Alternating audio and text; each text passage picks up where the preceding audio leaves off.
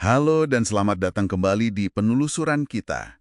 Pernah nggak sih Anda merasa serba salah gitu ya menghadapi rekan kerja yang kayaknya tuh selalu aja stres?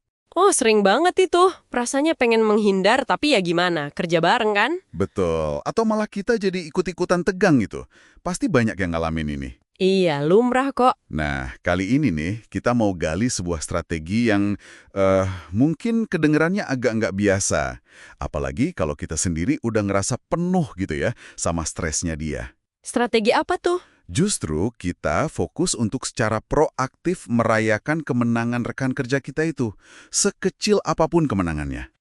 Menarik. Merayakan kemenangan orang yang lagi stres. Iya, sumber kita kali ini dari kumpulan artikel pilihan Harvard Business Review. Banyak banget insight soal dinamika kerja, emosi, resiliensi, ya gitu-gitulah. Oke, HBR ya. Pasti dalam nih bahasannya. Nah, misi kita kayak biasa, gali wawasan kunci dari sana yang bisa langsung Anda terapkan. Oke deh, kita mulai bedah ya. Boleh, boleh. Jadi pertama mungkin kita perlu pahami dulu ya, stres itu bentuknya kan macam-macam. Gimana tuh contohnya? Ya, ada yang jadi gampang marah, sensi gitu. Ada juga yang malah menarik diri, diam aja. Atau yang pasif-agresif, itu juga bisa jadi tanda stres loh. Oh iya, bener juga. Terus gimana kita bisa paham tanpa ikutan ke bawah arus negatifnya dia? Itu kan susah ya. Nah, ini kuncinya. Ada konsep namanya empati kognitif. Jadi kita coba pahami sudut pandangnya dia, tapi nggak harus ikut ngerasain emosinya dia. Oke, jadi kayak mencoba ngertiin kenapanya gitu ya, tanpa harus ikut sedih atau marah. Tepat, biar kita nggak ketularan stres, atau malah jadi capek sendiri secara emosional. Salah satu caranya itu coba pakai lensa terbalik. Lensa terbalik, gimana tuh? Coba tanya ke diri sendiri, kalau saya di posisi dia, mungkin ada tekanan A atau B yang nggak kelihatan nih.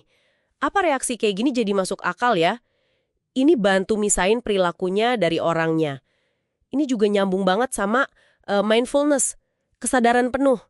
Coba deh nggak langsung ngejudge. Oke, tahan dulu ya reaksinya. Iya, coba pahami kenapa dia begitu. Mungkin ada tekanan kerja, masalah di rumah, kita kan nggak tahu. Oke.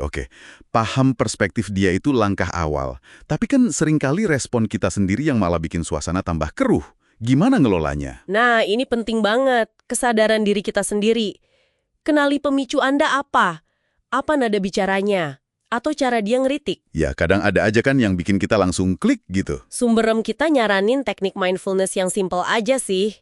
Pas mau respons, jeda dulu bentar, fokus ke napas. Jeda sesaat ya. Iya, betul. Biar nggak reaktif.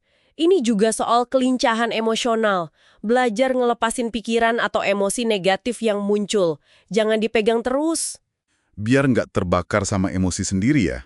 Persis. Menariknya lagi nih, ada sumber yang bilang kalau nunjukin belas kasihan atau compassion, itu seringkali lebih ngefek loh daripada kita sok tegas atau keras. Oh iya, bukannya kalau terlalu baik malah dimanfaatin. Bukan soal jadi lemah ya, tapi nunjukin kepedulian yang tulus. Ini justru bisa bangun kepercayaan. Dan anehnya, bisa bantu nurunin tingkat stres rekan kita itu juga. Oke, jadi setelah kita bisa lebih paham dan lebih tenang merespon, kayaknya diem aja nggak cukup ya buat benerin hubungan kerja.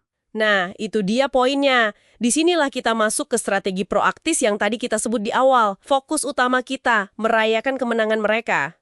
Pindah gigi nih kita. Dari sekedar ngelola yang negatif ke membangun yang positif. Iya banget. Dari sekedar bertahan, jadi membangun. Tapi gimana caranya merayakan kemenangan? Dia bisa bantu kita. Kan yang bermasalah stresnya dia. Justru di situ kekuatannya. Coba kita lihat dari sisi persuasi aja dulu. Pujian yang tulus, itu kan bikin orang jadi lebih suka dan kooperatif ya. Iya sih, secara psikologis begitu. Tapi lebih dari itu, ini nyentuh ke kebutuhan dasar manusia. Sumber soal inner work life sama small wins itu nunjukin kalau pengakuan sekecil apapun pencapaiannya, itu bisa naikin motivasi sama emosi positif. Jadi buat orang yang lagi stres, yang mungkin ngerasa nggak dihargai atau nggak punya kontrol, pengakuan ini kayak validasi gitu. Banget. Bisa jadi itu yang dia butuhin banget. Ini juga nyambung ke soal kepemimpinan otentik. Praktik kayak nunjukin rasa syukur, ngakuin kontribusi, itu bisa ngelawan rasa nggak aman yang sering jadi akar stres. Ada contoh konkretnya nggak dari sumber-sumber itu? Ada, banyak. Misalnya nih, akui kontribusi dia secara publik pas rapat tim. Ide bagus dari si A kemarin bantu banget loh. Gitu misalnya. Oke, pengakuan publik ya. Atau kasih pujian yang spesifik dan tulus, jangan basa-basi. Ingat nggak cerita Douglas Conan di Campbell Soup? Dia rajin banget nulis catatan terima kasih personal ke karyawan. Dampaknya gede. Wah, itu butuh effort tapi kayaknya bagus ya. Terus, bagi sorotan. Kalau tim sukses, jangan ambil kredit sendiri. Pastikan anggota tim, termasuk dia, dapat pengakuan. Kayak di Pixar atau Facebook gitu, leadernya dikenal suka ngasih kredit ke tim. Sharing the spotlight ya. Iya, bahkan hal simpel kayak tos atau jabatan tangan pas target kecil tercapai, itu bisa bangun ikatan positif loh. Masuk akal banget. Kadang kan orang jadi negatif atau stres karena ngerasa usahanya nggak dilihat, nggak dihargai. Bisa jadi itu akarnya. Jadi dengan kita mengakui kemenangan kecil dia, kita secara nggak langsung ngasih obat buat salah satu sumber stresnya itu. Sekaligus bangun jembatan kepercayaan ya. Betul. Ini soal membangun kepercayaan dan loyalitas. Jadi ini bukan sekedar tindakan baik basa-basi, tapi strategi cerdas buat hubungan kerja jangka panjang. Oke, jadi kalau dirangkum nih ya, ngadepin rekan kerja yang selalu stres itu bukan cuma soal kita coba ngertiin dia, atau kita ngelola emosi kita sendiri. Tapi juga ada langkah proaktifnya. Yaitu, secara aktif membangun hubungan positif. Dan salah satu cara ampuhnya, yaitu tadi, tulus merayakan kemenangan-kemenangan dia. Persis.